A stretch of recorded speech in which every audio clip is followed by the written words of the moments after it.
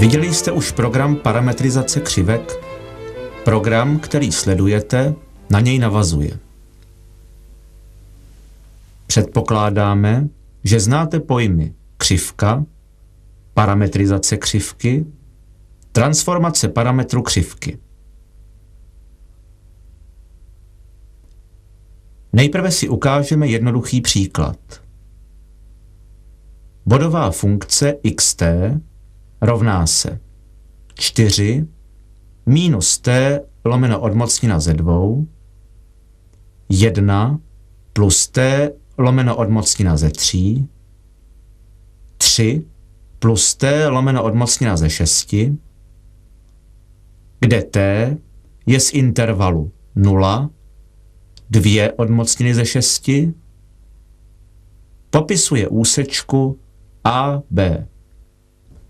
Vypočteme vzdálenost bodu xt úsečky od jejího bodu A.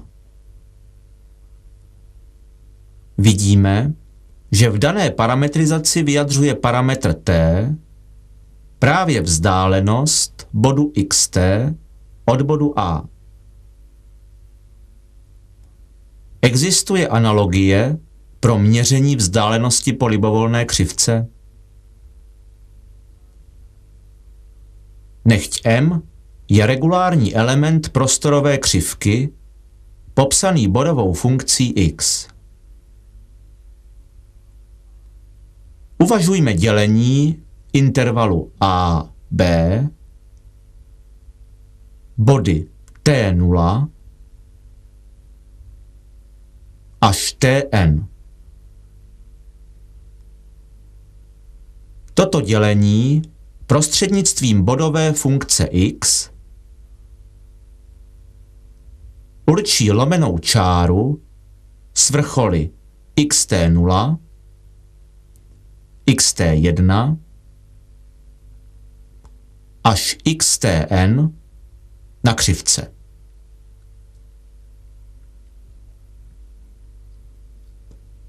Existuje-li suprémum množiny délek všech takových lomených čar,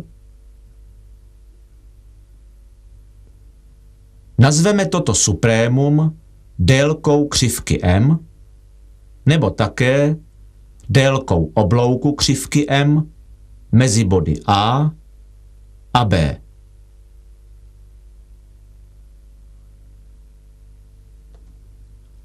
Předpokládejme, že existuje délka oblouku křivky M mezi body A a B. Každému bodu xt křivky M přiřadíme délku oblouku křivky mezi body A rovná se xt0 a xt. Dostaneme tak reálnou funkci jedné reálné proměnné t, kterou označíme s. Funkci s nazýváme obloukem křivky.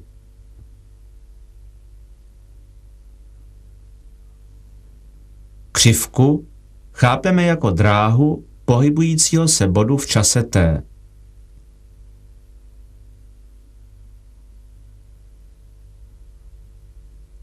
Popisuje-li pohyb bodová funkce x, vyjadřuje velikost první derivace funkce x podle proměnné t okamžitou rychlost pohybu v čase t. V případě, že je rychlost pohybu konstantní, určíme délku křivky snadno.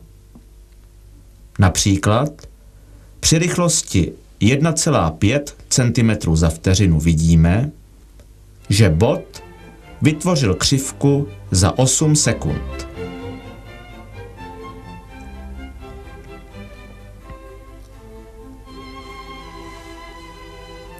Délka dráhy je tedy 8 krát 1,5 a to je 12 cm. V obecném případě je pro konstantní rychlost v a časový interval AB dráha S, tedy délka křivky, rovna b minus a krát v.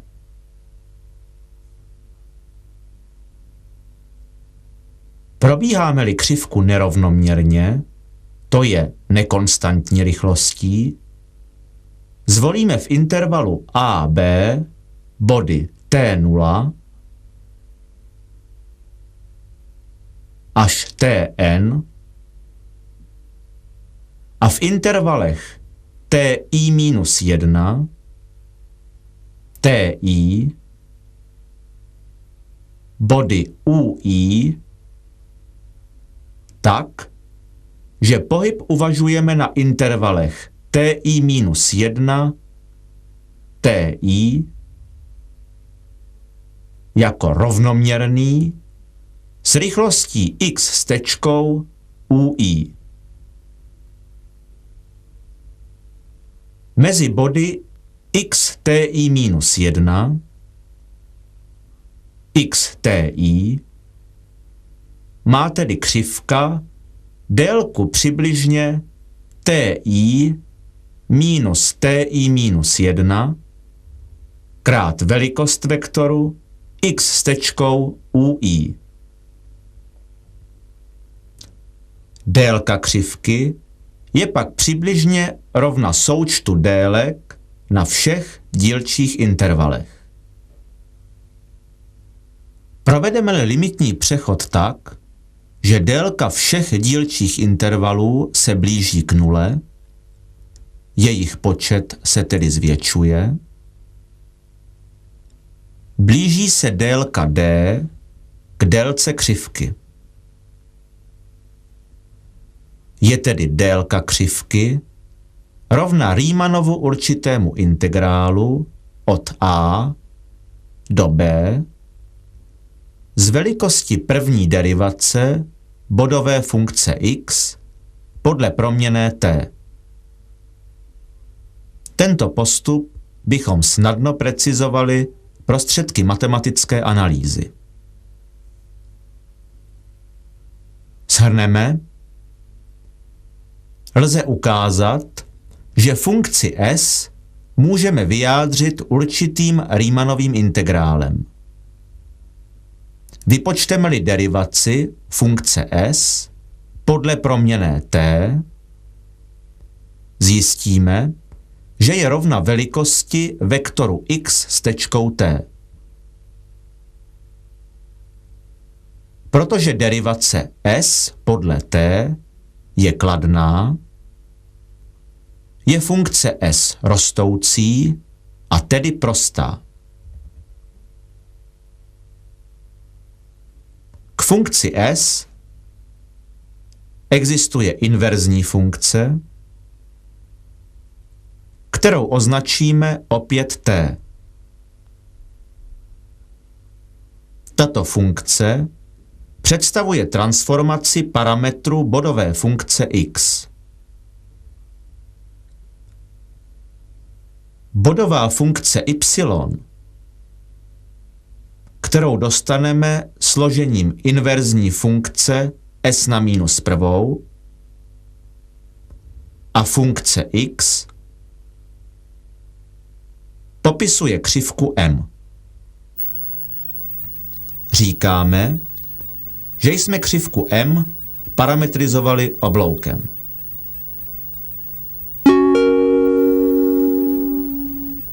Bodová funkce xt rovná se r cosinus t, r sinus t, t je z intervalu 0, 2π, popisuje kružnici k.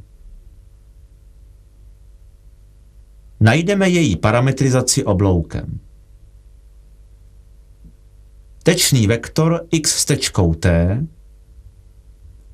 v jejím libovolném bodě xt je x tečkou t rovná se minus r sinus t, r cosinus t. Jeho velikost je R. Oblouk S je dán integrálem z funkce R od 0 do t. Inverzní funkce k funkci S je t rovná se S lomeno R.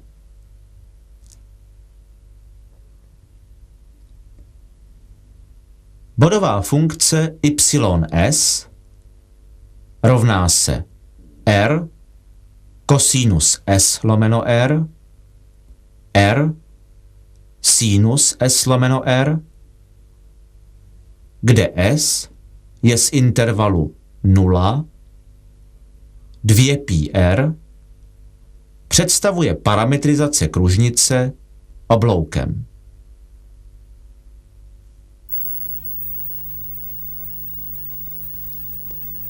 Nyní se vrátíme k úvodnímu příkladu. Vaším úkolem bude vypočítat velikost vektoru x s tečkou t. Nevypnete-li přístroj, objeví se správné řešení za půl minuty.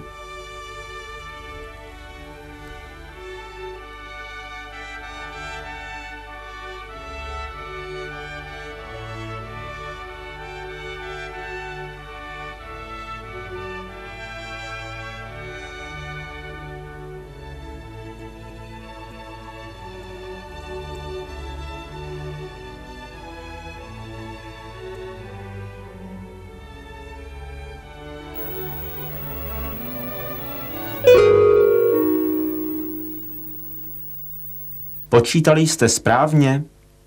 Pokud ne, pokuste se nejprve najít svou chybu. Pokud ano, řešte stejnou úlohu v případě kružnice, popsané vektorovou funkcí ys.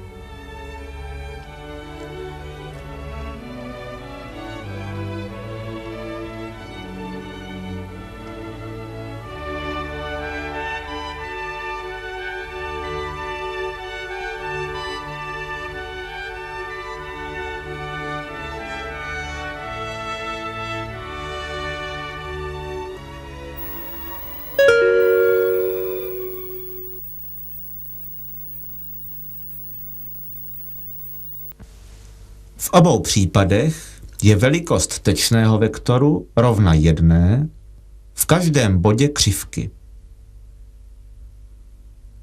Jak úsečka, tak kružnice byly parametrizovány obloukem. Bude mít tuto vlastnost každá křivka parametrizovaná obloukem?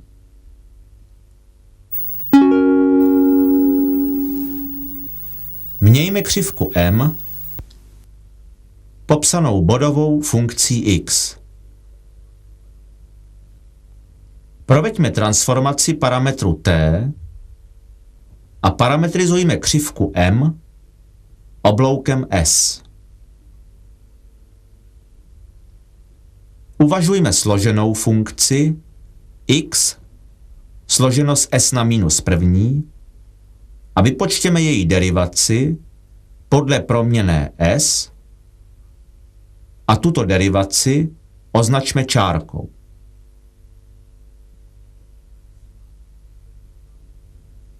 Podle pravidla o derivování složené funkce je x s čárkou s rovno x s tečkou t krát dt podle ds. Velikost vektoru x s čárkou s je rovna velikosti vektoru x s tečkou t krát absolutní hodnota dt ku ds. Z definice oblouku a věty o derivaci inverzní funkce je dt ku ds rovno 1 lomeno velikost vektoru x s tečkou t. Proto je velikost vektoru x s čárkou s rovna 1.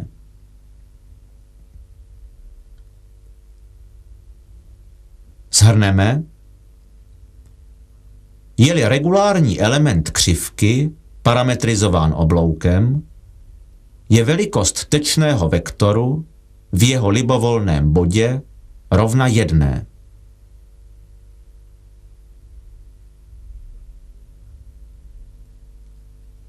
Platí i obrácené tvrzení.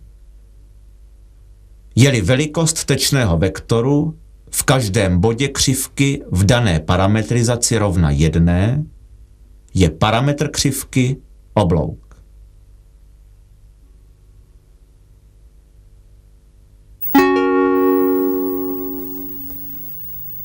Bodová funkce xt rovná se 5 kosinus t, 5 sinus t, 2t, kde t je z intervalu 0, 2π, popisuje jeden závit šroubovice.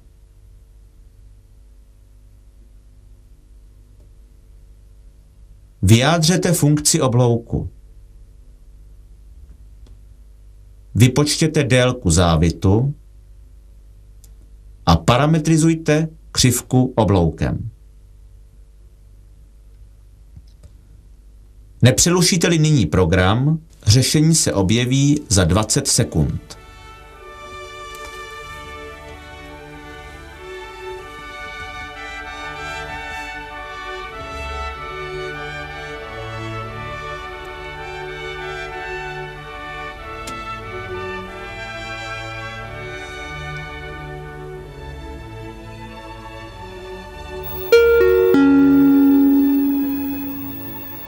Zkontrolujte si výsledky.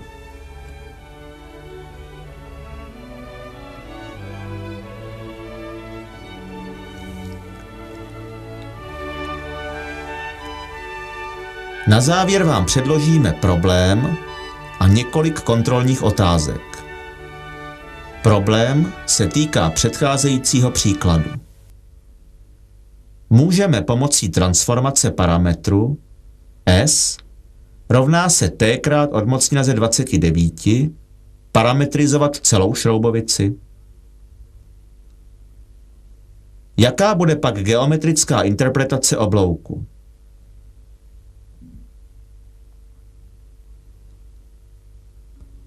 A nyní kontrolní otázky. Co je to oblouk křivky?